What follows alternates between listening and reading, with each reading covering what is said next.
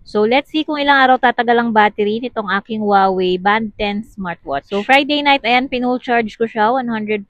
And ito naman, Saturday na ng hapon, 5:28 p.m., 91% na lang yung battery niya. Today is Sunday, 7:56 p.m. and ilang percent na lang.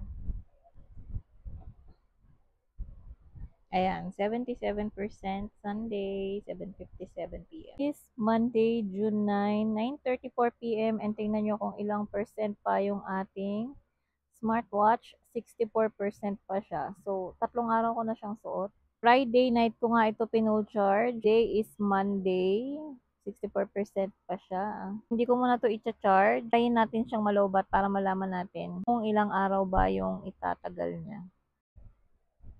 So, today is Tuesday, 7:52 p.m. Ayan, 51% na lang yung ating Huawei Band 10.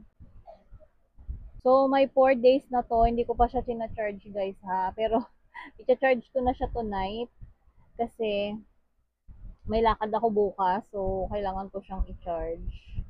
May lakad ako bukas, so gusto ko full charge siya. Siguro itong 51% na to, tatagal pa rin to ng 4 to 5 days.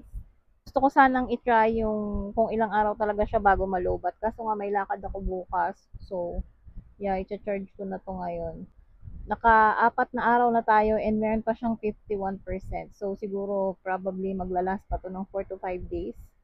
Or I don't know, but yeah. Kung naghahanap kayo ng murang smartwatch, eto, maganda tong Huawei Band 10. Maganda rin yung mga features niya and matagal talaga siyang malobat. So, i-bet nyo rin, lalagay ko na lang sa yellow basket.